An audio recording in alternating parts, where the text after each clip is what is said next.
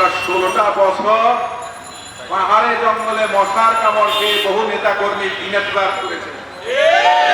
যেতে পারেন নাই মফস্বল থেকে ঢাকা শহরে এসে রিক্সা চালিয়েছেন। আমাদের দলের নেতা কর্মীদের নামে লক্ষ লক্ষ মামলা দেওয়া হয়েছে। পরিবারের সঙ্গে দেখা করতে পারেন নাই, বাবার মৃত্যু মায়ের মৃত্যুতে জানাজায় শরীক হতে পারেন নাই।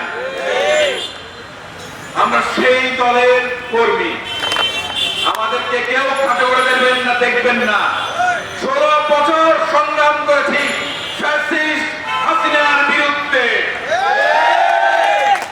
আমরা আরো 16 বছর সংগ্রাম করতে পারবো, 20 বছর সংগ্রাম করতে পারবো, 30 বছর পারবো। আমরা না পারলে আমাদের সন্তানরা পারবে।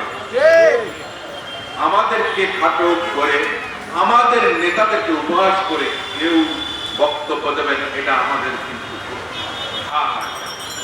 আমাদের কিন্তু দুঃখ লাগে। হাসিনাকেও আমরা ছেড়ে কথা বলি নাই, আমরা কাউকে ছেড়ে কথা বলবো না। আমরা সম্মানের সাথে সবাইকে আহ্বান জানাবো, ইতিহাসে যার জায়গা যেখানে তাকে সেখানে স্থান দেন, না হলে ইতিহাস কিন্তু পুনরাবৃত্তি ঘটে। ইতিহাসের পুনরাবৃত্তির শিকার হবেন, আমরা এটা চাই না। এখন বিভিন্ন দিকে বিভিন্ন কথা বলা হয় যে বিএনপি নাকি সংস্কার চায় না। আরে আপনার 27 মাস আগে 27 দফা সংস্কারের প্রস্তাব বিএনপি দিয়েছে। 2022 সালে 31 দফা বাংলাদেশ জাতীয়তাবাদী দলের ভারপ্রাপ্ত চেয়ারম্যান দিয়েছে। আপনাদের সংস্কার তো তারপরে 2 বছরের ছোট। আমাদের নেতা তো আপনারা যে সংস্কার চাচ্ছেন সেটা বহু আগে বলেছে। আমরাও সংস্কার চাই, প্রয়োজনীয় সংস্কার থেকে আপনারা সেটা করেন, সেটা করতে বেশি সময় লাগার কথা।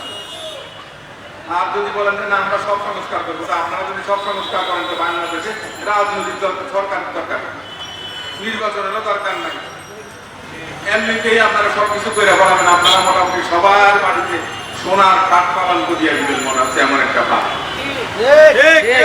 আমরা চাই সবচেয়ে প্রয়োজনীয়, যেমন নির্বাচন কমিশন, ভোটার তালিকা, পুলিশ প্রশাসন, যারা স্বৈরাচারের দোষক ছিলেন তাদেরকে বাদ দেন, যারা বঞ্চিত আছে তাদেরকে আন, সিভিল প্রশাসন, ব্যুরোক্রেসিতে যারা আছেন, যারা স্বৈর শাসনকে দীর্ঘায়িত করার জন্য শেখ হাসিনাকে স্বৈরাচারী শাসক বানিয়েছেন তাদেরকে বাদ দেন, খুঁজে বের করেন তাদেরকে।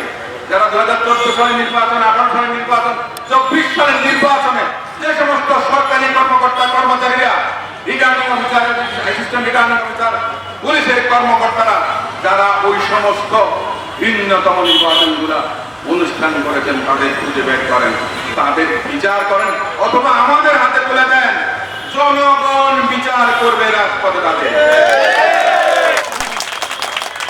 ওই সমস্ত কুলাঙ্গারদেরকে আপনারা তাদের জায়গায় রেখে সুষ্ঠু নির্বাচন কিভাবে করবেন? সংস্কার যদি করতে হয়, সংস্কারের প্রথম দফা হওয়া উচিত সেটা। এ সমস্ত চিহ্নিত রাষ্ট্রীয় সন্ত্রাসীদেরকে খুঁজে বের করতে হবে।